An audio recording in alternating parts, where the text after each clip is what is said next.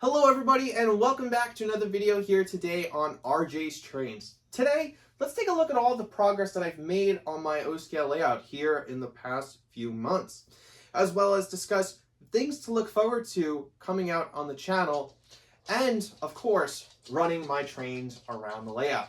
So without any further ado, let's dive into today's video.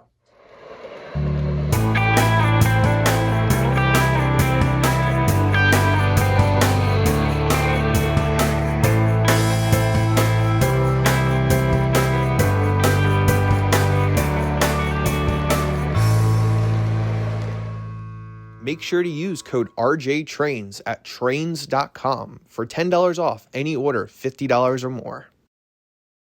Well, the last time that I made a layout update video, it was January 1st, 2023, and I promised in that video that this year I wanted to do a lot of progress on the layout, and I would make sure to be making layout update videos as that progress continued. Of layout work, make sure to stay tuned throughout 2023 because I do plan on doing more updates to the layout. There's definitely things about the layout that I want to change, but you'll have to stay tuned to the channel to see that progress. Well, as you can see, not a lot has changed here on the layout, but there have been a lot of small cosmetic details that I think when you put them all together, it really does change the look and feel of the layout. So without any further ado, let's first dive into the layout updates. Now, the biggest update, in my opinion, to the layout and makes it look a whole lot better is that I've painted the front of the layout where the foam, pink foam was showing, as well as some plywood. I've painted that all black to complete the look. So this way there was no obnoxious pink foam in the shots or in pictures that I've taken of the layout. It was a real eyesore, and of everything that I've had to do on the layout, this was always number one in my mind, but I kept pushing it off because I knew it would be a pain in the neck. But I finally bit the bullet, I did it, and I'm super excited because it looks a whole lot better now. Starting on the left-hand side of the layout here, we've had some relatively minor changes that have taken place. The first is this billboard up in front. Now, you might remember from previous videos, I originally had this MTH billboard with a Southern Railway advertisement on it, with a dog like sniffing the rails, sniffing out the best deals for Southern Railway customers. And I had it that way since I placed it on the layout almost a year or so ago. But I wanted to change it up and add a little bit more color on the layout. So for those of you guys who know, the dog on the billboard is my own dog, Maple, and this advertisement is a play on the Chesapeake and Ohio's famous Chessie the kitten, except here we've got an Amtrak advertisement saying that you can sleep like a dog along with sleeping Maple, which I love. Just behind the billboard, we have my cornfield, which is probably the most expensive thing on the layout, including the locomotives. And I am now just one box of corn stalk short of finally having this cornfield completed. And last but not least, on this side of the layout, although the power is turned off now, I finally wired up the trailer along with the Christmas lights. So it looks a million times better. It was in a very difficult spot to get underneath the layout and wire it up, but I finally did that. And it adds a whole lot to the layout. Now, as we get more into town here, I've added this Menards water tower right next to the train station, which I feel like is a very logical location for it. I've actually had this water tower for about 2 years now, and it's been sitting underneath the layout for 2 years because I couldn't find a great place for it. I'm still unsure if I'm going to keep this here or put it back underneath the layout and save it for a future layout. But yeah, it's such a cool looking piece that when I was digging underneath the layout for some boxes the other day, I felt that I needed to bring it out and set it on the layout for a little bit. So let me know down in the comments what you guys think of this water tower. Does it look good here, or maybe should I just put it back underneath the layout and keep it for another rainy day? Now, as we move into the city here, we've got a couple of new buildings, rearranged buildings, the whole 9 yards.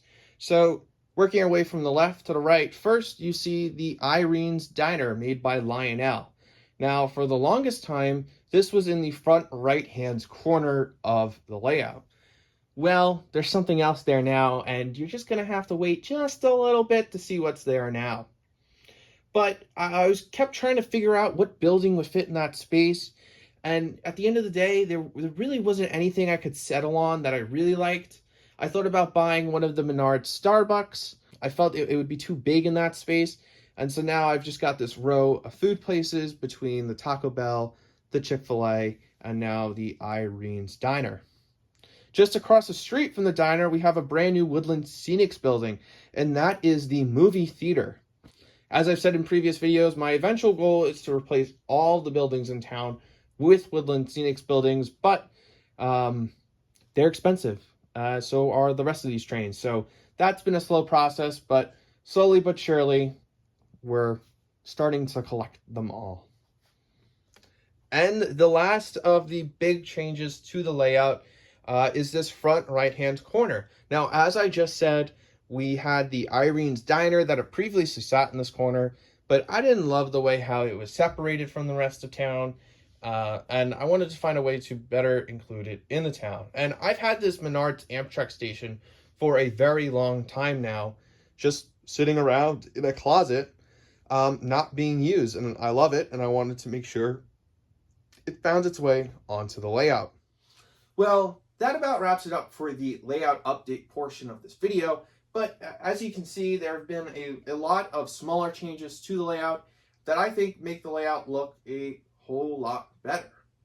So let's discuss things that you can look forward to on the channel going forward. Now, as you guys probably know, this layout here is in New York, and I live in Washington, D.C., so currently I live 5 hours away from my layout, which might be the longest of anybody on YouTube. Like, I just am not able to come downstairs and run trains on my layout and film videos. So I've been trying to come up with ways to create videos for you guys from my apartment where I don't have a layout.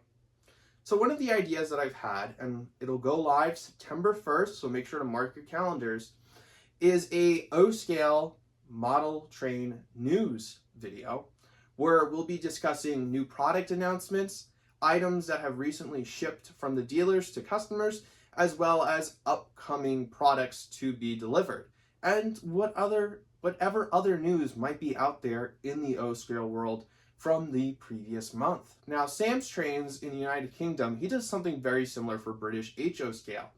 And I love those videos, even though I know nothing about the trains he's talking about, because I love the logistics, the announcements, all the things that the manufacturers do. It would be an easy video for me to be able to record in my apartment. So if it's successful and you guys love it, then going forward, that'll be a monthly reoccurring video on my channel. So make sure to watch the one coming out on September 1st.